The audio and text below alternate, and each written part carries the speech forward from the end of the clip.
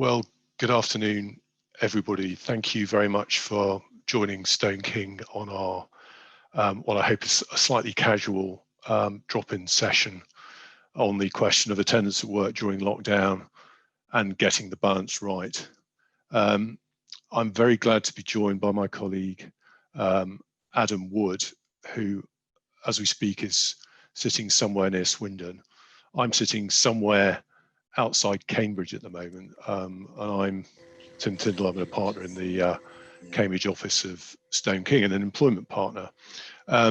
Generally, I don't wear a tie on a Wednesday afternoon anymore, so it's been a real pleasure to be able to do that. So I should just mention to begin with that when we put out the invites for this, it was cross-sector, and the amount of interest we've had, particularly from the education sector, has meant that we split the session so that people with a more educational bent have got a separate event. And if you feel, having seen Adam and I, that you don't want to stay here any longer and you'd rather go to the education seminar, there is in the chat box a link to that webinar, and you can go directly there, where the gist of what they say will be pretty much the same, but there may be an education bent in it, which is not specific to your sector.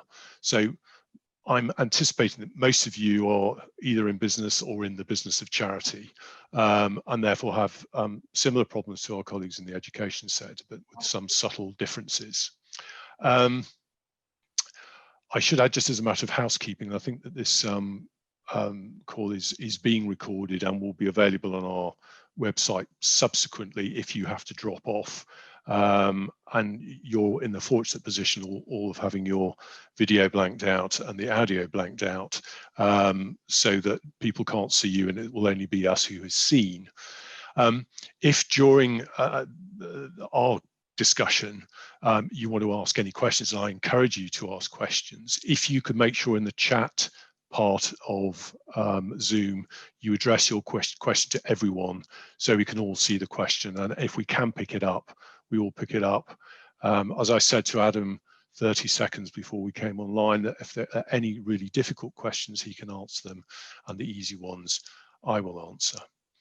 But just to give you a general introduction, you know, Adam and I and colleagues have been doing these webinar drop-ins, it seems now, for nearly a year. We live in unprecedented times, and particularly in the terms of the development of employment law and how employers, whether in the business or charity sectors, should react to the circumstances we face.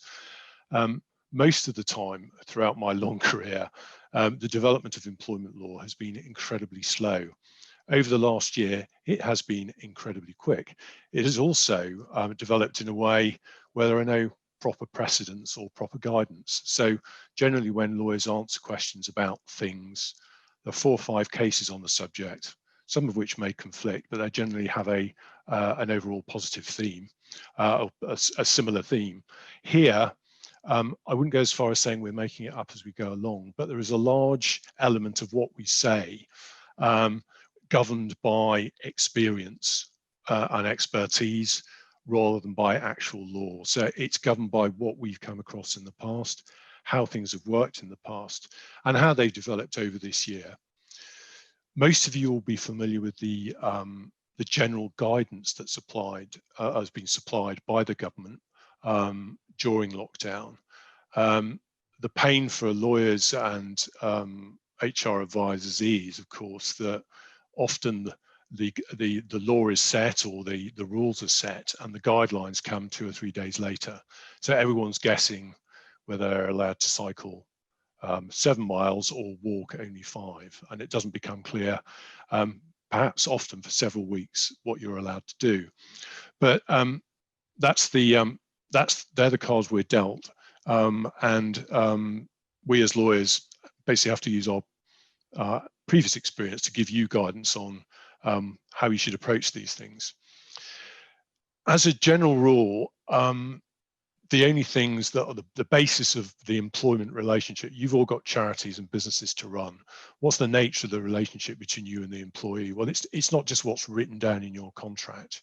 You have the other obligations as well. And the ones that are relevant here, I'd say the Health and Safety at Work Act 1974 and the associated legislation. And that's very important in what we're talking about now. The common law duty of care. Everyone has to have has a responsibility for the care of others under their under obligation to them. So occupiers have owners of buildings have an obligation to occupiers.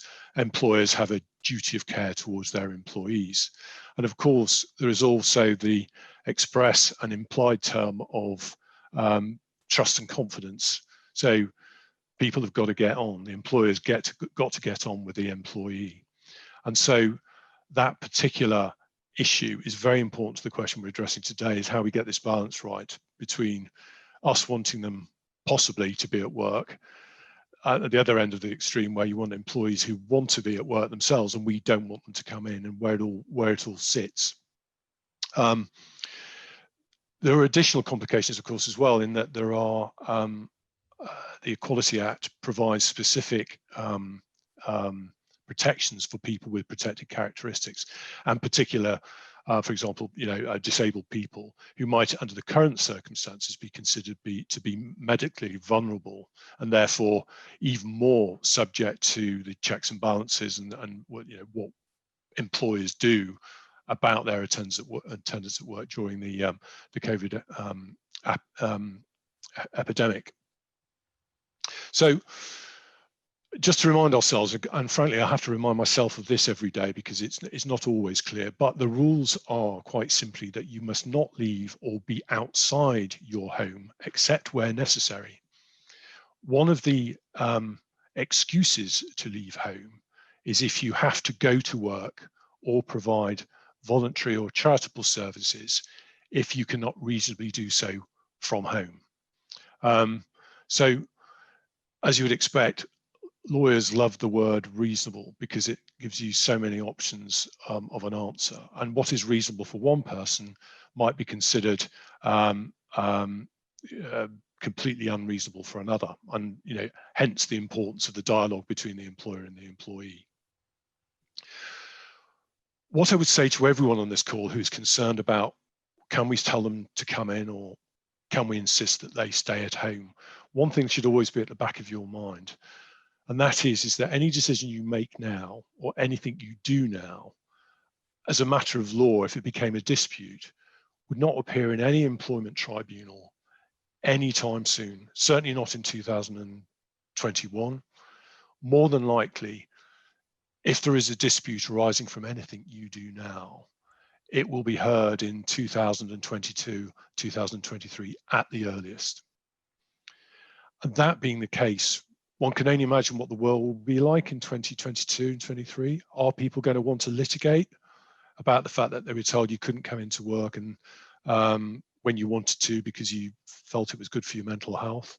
Or are they going to be interested in going to an employment tribunal then when, for whatever reason, you chose not to pay them, or for a potentially legitimate reason, you chose not to pay them if they refuse to come into work?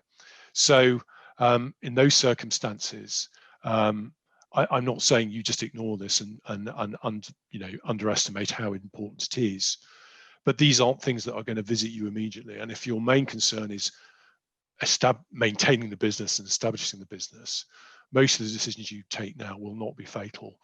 And I'm sure by the time you get there, there will be some additional guidance or case law as to how all these things go, and there will be a body of opinion which will enable you, if the matter were ever to be litigated, it will put you in a position to make a decision as to whether you paid up, settled it, or did something else. So I'm not sure that's of reassurance or otherwise. It's certainly important to lawyers, because it used to be the case probably a decade ago that you'd be able to, well, justice would be seen to be done very quickly, but that is not the situation as we now face it. Anyway, one of the things that you may have come across since what we call proper lockdown 2 after lockdown light in November, and it has been much referred to in the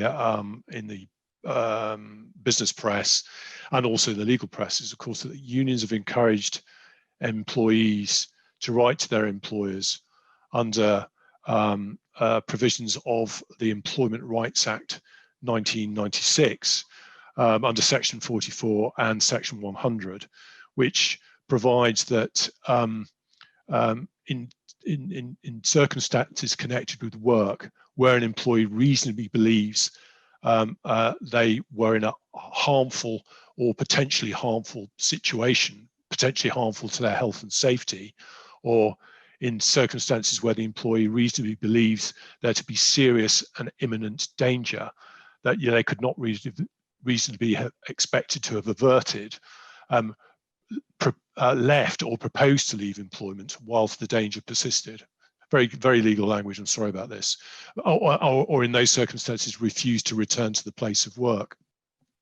Now, if they, having written in those terms and saying, I think the COVID situation and my attending at work exposes me to danger, which I cannot be reasonably expected to put up with, they have a strongly arguable case that there is no requirement for them to attend at work under those particular circumstances.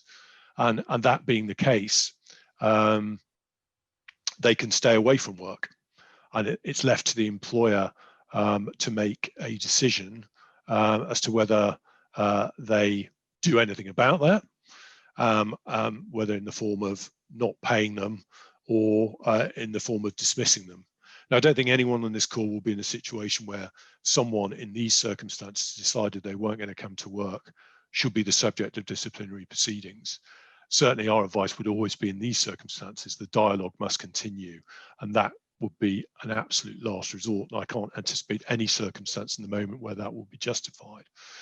But if you were to choose not to pay them, for example, that will be considered to be a detriment, and that would entitle them to pursue a claim for that at the end of during the pandemic, kicking off the proceedings, and then seeking to recover the pay that they have not received during that particular period. So that is the card that is being played by employees on the advice of unions at the moment.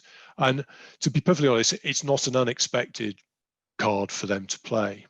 The interesting thing, at least for us lawyers, is that this set of legislation, you can see from its date, is 1996, and was pre-digital era, pre-working from home.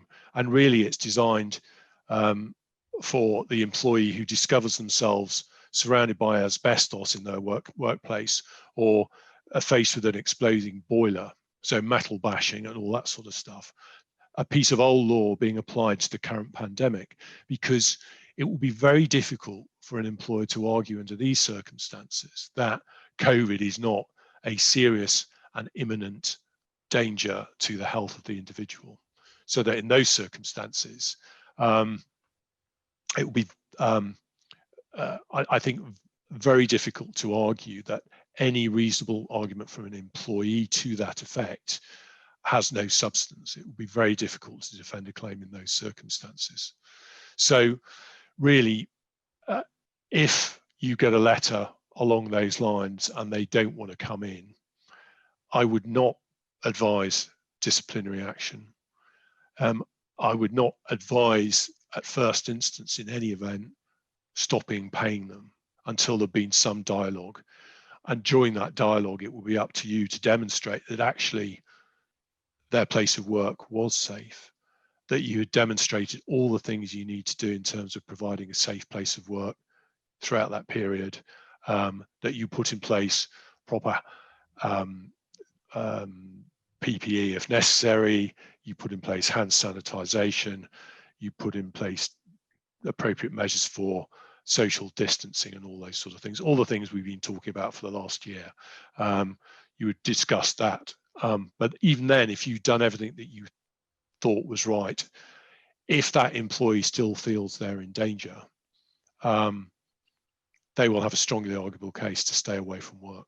I know that may be disappointing news and disappointing advice, but I certainly wouldn't recommend, at least after, unless there was a considerable period of dialogue where we crossed every issue off, to take any further action in respect of that.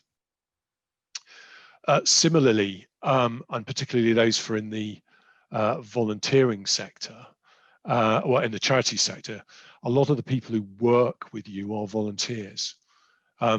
So anyone can volunteer during the coronavirus pandemic, but the restrictions that apply to them are exactly the same as they are to employees. So people must volunteer from home unless it is not reasonably possible to do so. A particular gloss for the charity sector, that if you have clinically extremely vulnerable volunteers, they've got to stay at home and can be instructed to do so. And people can only volunteer from home unless it's not reasonably possible for them to do so in any other circumstance. So there may be situations in which there are groups, a group interaction is required, depending on the nature of the charity. And in those circumstances, it is possible, and Adam may correct me if I'm wrong on this, for up to 15 people to be in a particular location with 2 volunteers, which I've got to say, from my perspective, sounds dangerous, but apparently that is allowed under the regulations. Just to give that some context, lawyers themselves have concerns about attending at work during the pandemic, because, for example, I've got a hearing in Croydon Employment Tribunal listed for a live hearing on the 2nd of February.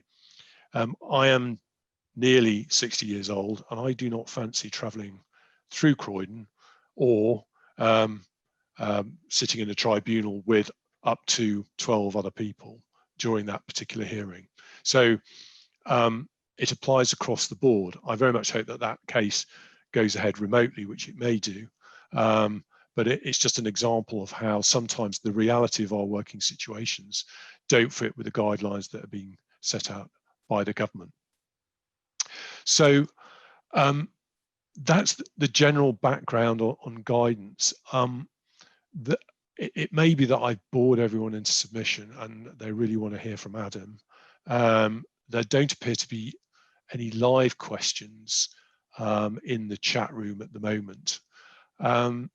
But Adam, if you can come in now and just look at one of the questions we had online before we all joined on Zoom. And this is a question about the other side of the coin. What about, with all these colleagues, we've all got colleagues, haven't we, who basically have nothing other than work. They don't have anything outside work, and they want to be in work because that's the good of their mental health. It's the only thing they've got to do, and they want to attend at the office. So one of the questions we heard is, during the lockdown, how do we manage requests from staff who say that they need to work from the office for mental health reasons? Can we push back on these requests and ask for independent verification? So two parts to that. Can we push back? And can we ask for independent verification? And I think by that we mean, can we ask for a medical certificate or some medical evidence justifying that request? I don't know whether you've got any views on that, Adam. Yeah, and I think, hello everybody, by the way. Yes, we can push back, of course. I think you could push back on that situation regardless of the pandemic. What we've got to bear in mind as well is who has told you that your workplace must close. Is it a business decision for the sake of, for the right of safety of employees? Or have you specifically been told that by your local health authority that you need to close? In terms of what you could do, you can push back, you can ask for verification. I probably wouldn't recommend it whilst we're in this national lockdown, that everybody's kind of in the same situation. We're being told not to mix And equally, you've also got to bear in mind that if they're the only person going in, do you have a lone working policy that allows that? And will it still be valid in this current pandemic? And obviously the legal side of that, Tim would probably be able to advise a little bit more on that if needed. Also, there is the option that if they feel that they need to return to the office because of mental health reasons, maybe ask the reason why and see if, as a manager, is there anything extra that you could be doing to make them inclusive. So that I've seen ideas branded around that. There was one company that have actually partnered up, and they do a Zoom call, and I think it was about 4 hours a day, and all they do is they just dial into each other, and they're all there still carrying on with their work whilst also on the Zoom chat. So it kind of creates a little bit of an office environment. I mean, if I breach on one of my own personal circumstances, I actually moved to Stone King last year because I wanted to get back into the office, and then 2 weeks later we're told to work from home. So it is very important, but it's just communication is key on both aspects, whether it's us shutting the office or whether it's the other way around, them wanting to come into the office. So yes, you can push back. I'd be very, very surprised, and I'm happy to be proven wrong if a doctor does turn around and say this person must come into the workplace because they need it for their mental health. The doctors will tend to say either this person needs to be considered as off work, or they will say that we need, as a company, we need to make reasonable adjustments to allow that for them to integrate, if you like. You have got some people will say the mental health reasons, such as they might have 15 kids at home at one time. They might have many kids that are studying at the same time. That's when you need to look at the flexibility of your company. Are you being flexible enough to suit everybody's scenario? We're in this situation, very unprecedented, as Tim said earlier, but it's not going to last forever. So temporarily, can we make those small adjustments? If they have got 5 kids at home and they are having to homeschool, maybe you could look at their hours. You could look at the furlough scheme. There's many other options before I would say, let's let somebody into the office because they have to for mental health. Thanks, Adam. Yeah, I mean, in summary, you can say no, you can't come in, but just because I think one of the other things I would say about this as well is that I think probably across the population, everyone is fed up of being at home, and that is not sufficient an excuse for mental health reasons to allow someone to put themselves in a place of danger if the employer has made, in compliance with the government's guidelines, has closed the workplace and given the provision to work from home. I mean, again, everyone on this call is on this call because they probably can work from home. They've got a working broadband connection. They've got computer equipment to do so. I think it gets tougher if you don't have those sort of provisions to say, no, you can't do it. But, ultimately it is up to the employer. And a very prescient question has come through on the chat, which is relevant to this as well. From the opposite extreme, really, can an employee who is still anxious after all precautions and PPE, etc., have been put in place, not to come, and then they still don't want to go in, can they be given the option of furlough? Well, yeah, that is still an option. Whether that's to pay at 80% or to pay at 100% is an entirely commercial decision, because it's not obligatory to pay the full wage in those particular circumstances. And one thing, again, just to clarify, because it is a question that's arose just after Christmas and just when we were all starting back last week, that the TUC made it very clear that if people who, unlike me, have the luxury of children who are now no longer at home and aren't at home, unlike Adam, who I'm aware behind that door there are several children trying to get out as we actually speak. The best way of looking after those people, is to furlough them so that they can stay at home and do the homeschooling at work. So, yeah, you can furlough employees if they're really worried about coming in. So I hope that deals with that particular question. And not wishing to share too much information about Adam, I do have to share with everyone that he mentioned that he came to Stone King because he wanted to get back into the office. I do need to share with you that he also bought 3 suits, which he's not worn since he came back to work, because no one wears suits anymore. So he deserves a vote of sympathy for that, I think. Adam, do you want to look at, I've just seen that we just had another question. Longer term, will employers be able to require their employees to be vaccinated before they come back into the office? Now, from a personal perspective, I think they should have to be vaccinated, but vaccination is a personal choice. But it brings all sorts of other problems, in that you may have employees who are back at work, who are happy to be back at work with other vaccinated employees, but they're not happy to be back at work with people who are not vaccinated. And in those circumstances, you're facing a disagree with me, Adam, on this if you wish. But you're facing a situation where there might be a breakdown in trust and confidence, because the actions of that particular employee are undermining the trust and confidence of other employees in that particular employee, to the extent that the relationships are undermined. And you might find other employees saying, no, I'm not going to, unless they get a vaccination or can prove that they have been, I'm not coming in. Now, as a matter of law, you can't insist that any individual has a vaccination as an employer.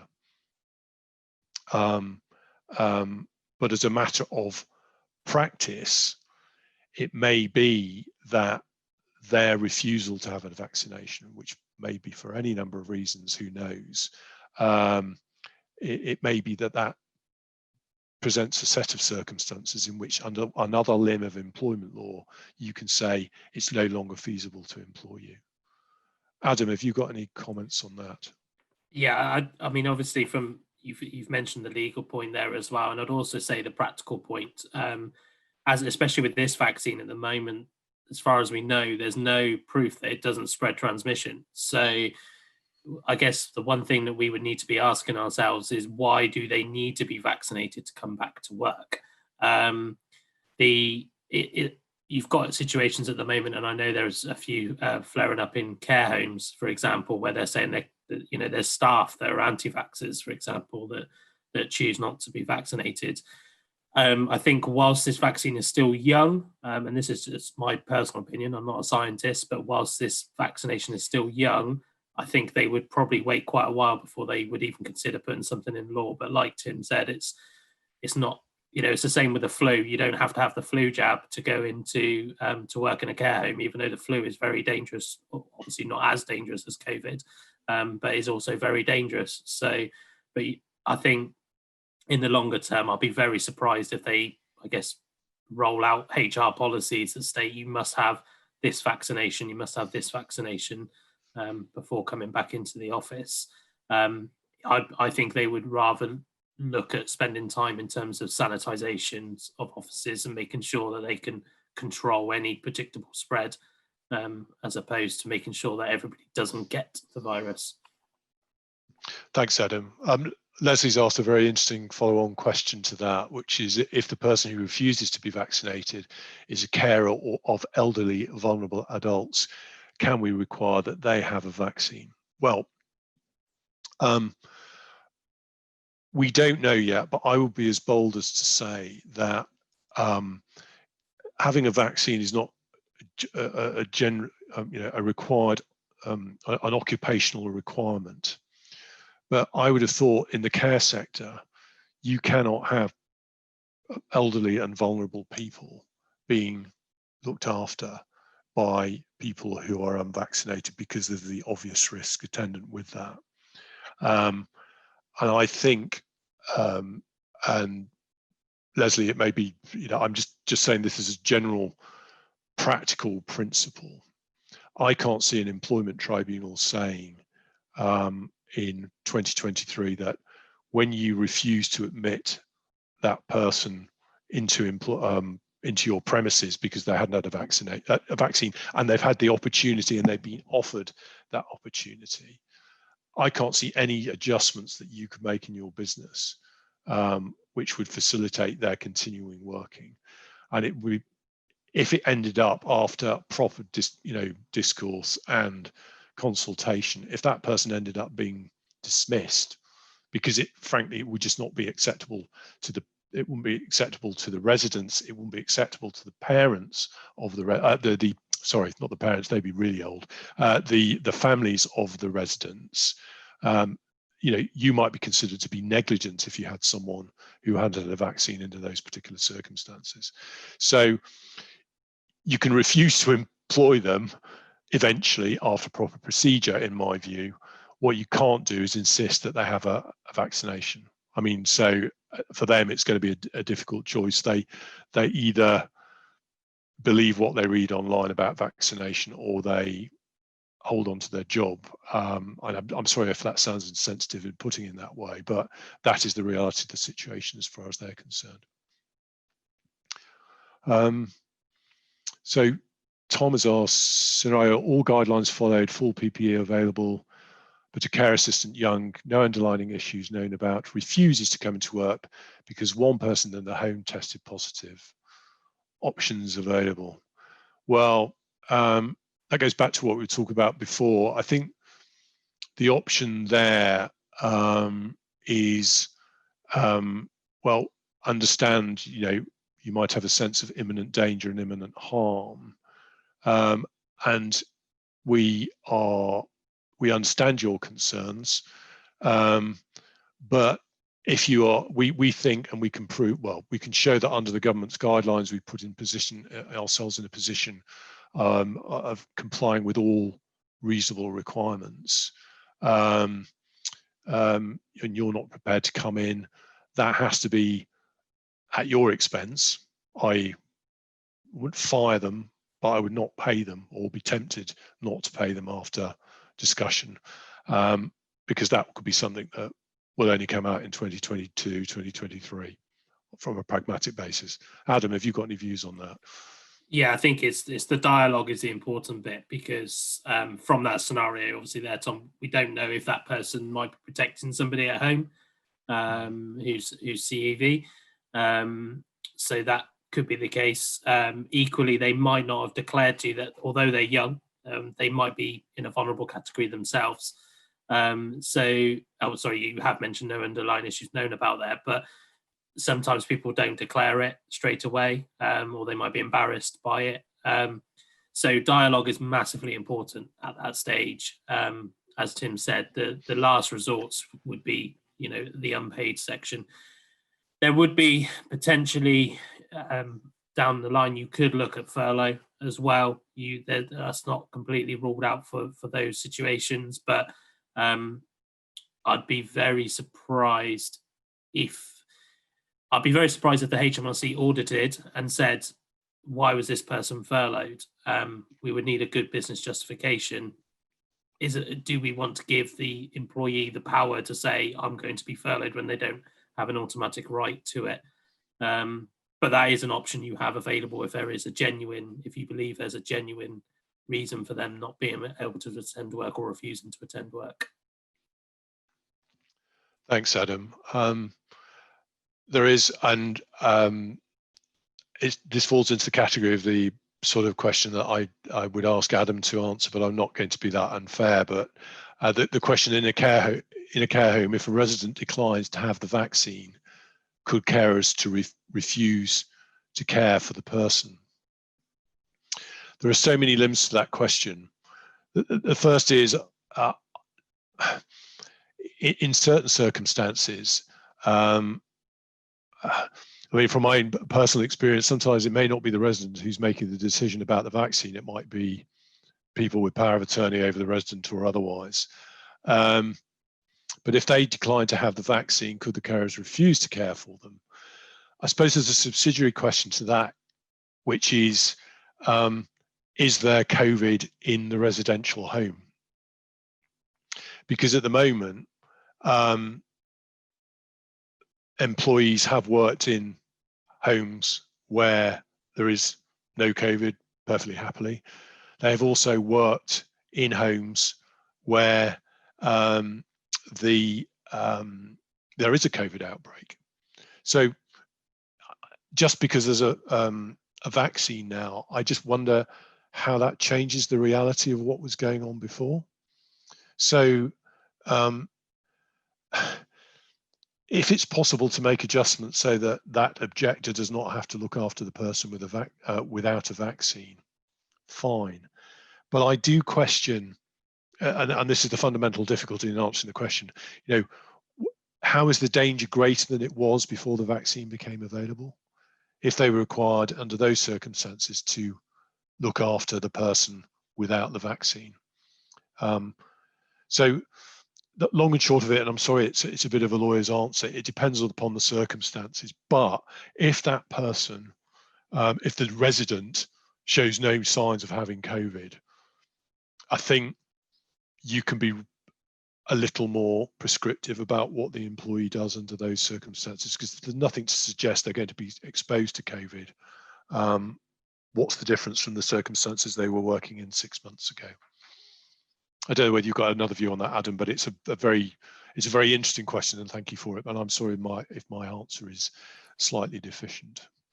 No, I think it is a very interesting question, and it's the other angle, isn't it? So it's it'd be interesting if that does come about. If it has for this person, please get in touch with us so we can find out what you've been told elsewhere. Yeah. That's right. And then the following question from Sue, which again is incredibly interesting. If the employee cannot have a vaccine due to medical reasons, e.g. an allergy, would it be discriminatory to end their employment? Well, it would be discriminatory if you just did that without considering all the other options that are available. But again, as a general rule, in thinking of protecting employees, generally, as we see from Section 44 and other issues, health and safety generally trumps all other rights. But there's another side to that coin, isn't there? In that, if the health and safety of the residents is largely dependent upon those treating them, not, if they've had if they've not had a vaccine themselves, but the person treating them is entitled to have or could have had one, and has chosen not to, you might consider that it is reasonable in those circumstances to get rid of the particular employee. But I mean, a nuanced question.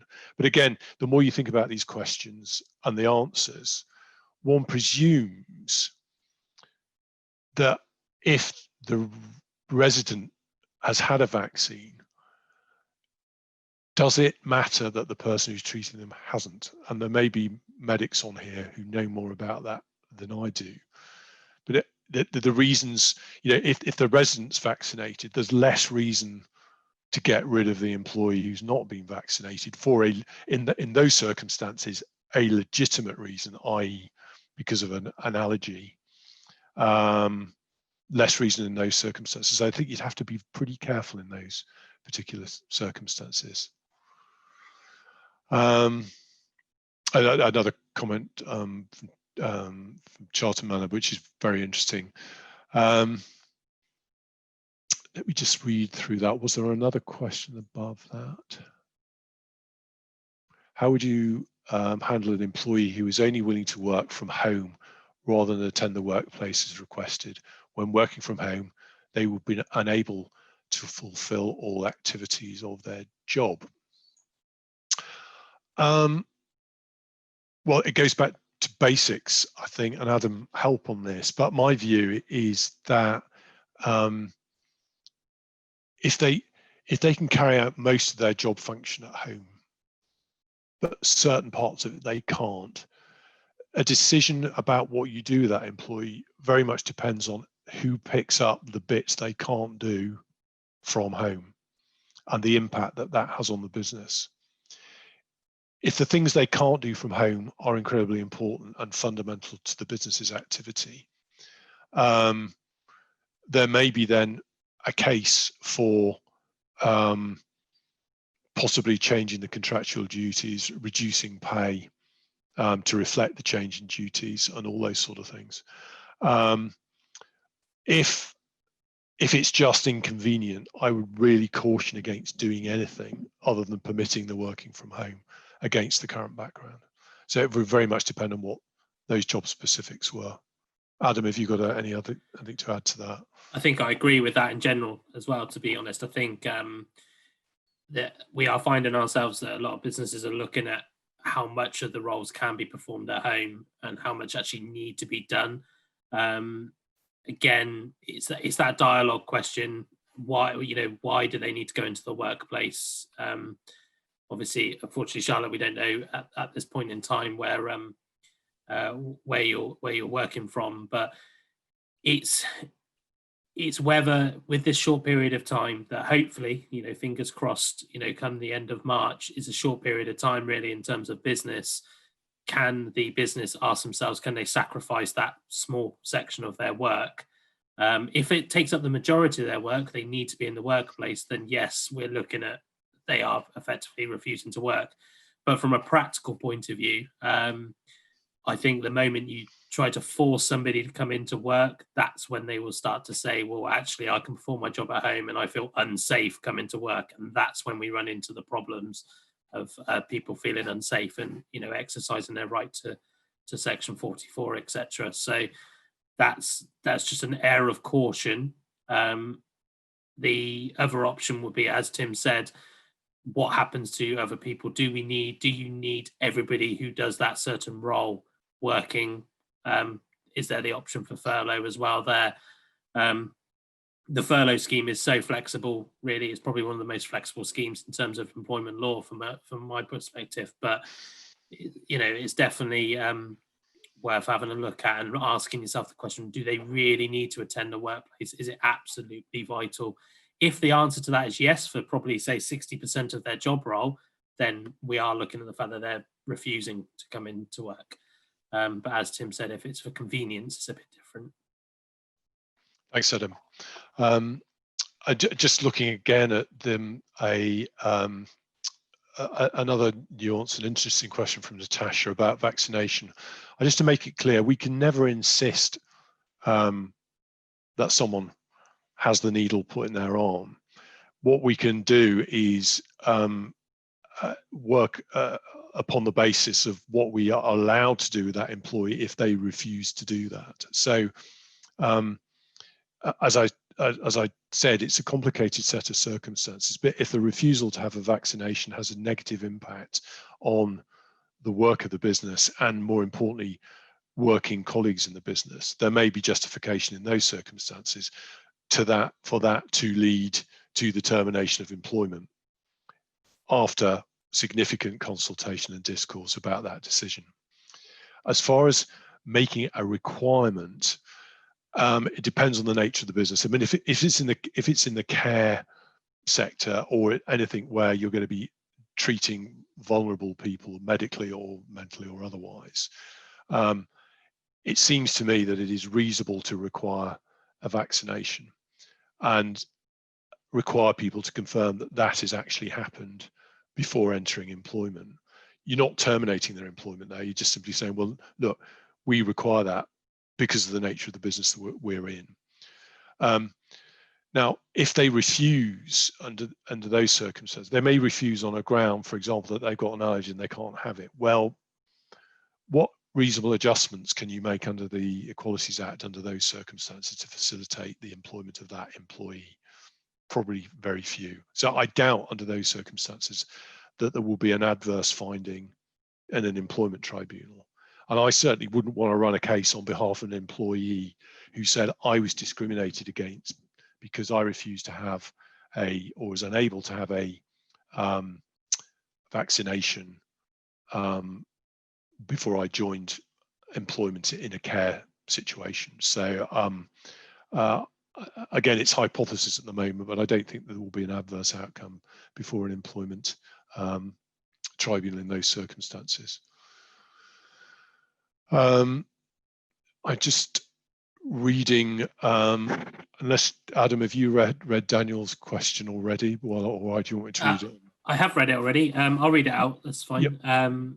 As a director or partner of our two businesses, we have found that working from home has been incredibly productive, although we miss out on many collaborative and social aspects. As a business, we have decided that when we are allowed back, we will have a flexi home and office scenario to enable our teams to work where they like as to what is more appropriate to the task in hand. What is the stance of Stone King and how you guys will change or not when we return to working normally? It's actually quite an interesting question, I think, Tim, because we're actually, without revealing too much, we're probably very much in talks about, we're receiving surveys, employee surveys quite regularly at the moment, aren't we, in terms of what our preferences will be. And obviously, we're kind of balancing, 1 minute we're allowed back in the office, the next minute we're not allowed in the office. I think businesses as a whole, not just Stone King, I think we are all reviewing whether there is the flexibility to have a more fixed pattern at home. I can't necessarily speak on Tim's behalf working in Cambridge, but I think it's probably, from my point of view, with the surveys that have come out, I've been quite pro it. It would save me a lot of money traveling to Bath. And equally, I feel that I can be productive from home. So I believe also I've already lost my desk. I think the Bath office is hot desking now. But I could be completely wrong on that. But it's I think the stance will be, from my belief, and Tim's obviously a partner, so he gets the ins and outs more, that I envisage that Stone King will promote a much more flexible approach, just because we've had to do it for nearly a year now anyway. And also because we're members of the Mindful Business Charter, and I think this is really starting to show how much of a difference these small remote workings can help. I don't know if you want to add onto that, Tim. Yeah, thanks, Adam. Yeah, I mean, my perspective is entirely the same. We did a survey at the beginning of the first lockdown or into it, and everyone was going, yeah, great, brilliant.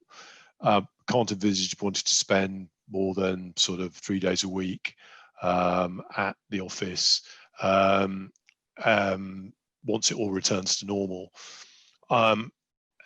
Subsequent surveys or feedback is that probably is reduced. A lot of people would like to spend more time in. I agree that it is much more flexible. Interactions can be better in these circumstances, and indeed there are many colleagues who I'd never spoken to face to face before, who I've now spoken to. I now speak to daily on a face to face basis, which is great. But I think that you cannot underestimate the collaboration is better sometimes on a face-to-face basis, and it will be a hybrid, I suspect, when everyone returns. And I think, just picking up something that Sue has said, if people can demonstrate that they have satisfactorily worked from home, can they demand to continue? Well, no, they can't, because they are employees and they must ultimately accept the legitimate instructions of an employer to have them come in. But I would have thought that how long is it since anyone advised on flexible working for people returning from maternity leave or whatever? All those things that, look, I've been advising on those for years. And generally at the client, there's a 50-50 view. There are some people at the client who say, want them back in now. Why can't they be back in 100% of the time? Won't work. Need them there all the time. What this will have shown now is that those arguments are less legitimate than they were, and that collaboration is, in fact, can take place online. And if in a law firm, people are doing the same hours, doing the same figures, and all that sort of thing from home, frankly, that is how people will do it in future. I did hear on the radio this morning someone, I think the business development manager at Canary Wharf, has probably got the most difficult job on earth at the moment, but he was trying to say, well, what are people missing from not coming into Canary Wharf now? And he said, well, your ability to innovate is reduced by not being in at work. And I just sort of turned to my wife and says, what is he talking about? Because it's just as easy to innovate in team meetings, whether that's on Google Teams or Microsoft Teams or what Google Meet or whatever, just as easy to do it. That is, I think everyone will discover that, the happy medium will be reached, and the people who are going to really take a haircut from this are people who've entered into very long leases on very large office buildings in the City of London. Not that my sympathies would normally go to them, but some of them may have to have that over the course of the next couple of years. I just want to answer a question from Justine, which is, can trustees as volunteers choose to have their meetings in person rather than Zoom at present? Well, there is some, Justine, there are some interesting guidelines on the Charity Commission's website about trustees meetings and annual general meetings and whether they can be held on Zoom or remotely. I've got to say that looking at this through the lens of volunteers and employees, I know you're not employed, trustees are not employees, but they would be deemed to be volunteers. If you can do it from home, and that could be facilitated from home by Zoom, you should do Zoom rather than risk cross-infection by more meeting together.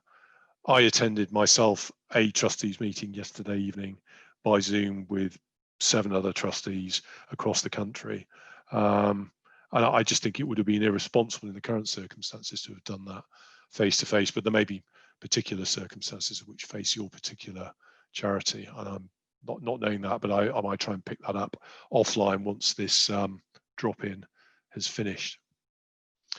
So, ladies and gentlemen, it is 26 minutes past 3. There's about 2 or 3 minutes left. I don't want to hold you, and I'm from going on and doing whatever else you want to do for the rest of the afternoon. It's been really nice to see that people haven't dropped off. You're still all on and you're still listening to us. So I hope we've said something of value to you. I believe this will be available online on our website subsequently. I share with you that I've done a few of these. I've never looked back at one. Probably they'll be sent to me as a retirement present with all the disasters that I committed while I was carrying out these. But it's been great to have you with us. And I think in your feedback, if you can mention anything else you want to talk about at this time, it's great for us if we get suggestions and it's a current issue rather than just me talking about the transfer of undertaking regulations in the time of COVID or something like, or working time directive, now that we don't have it during the time of COVID. But anyway, thank you all for joining us. I should also thank our colleague Sam, who has been driving this and will be the person who cuts you all off very shortly. And once she's cut you all off, you can go on the rest of your afternoon. But thanks for joining us. Thank you very much.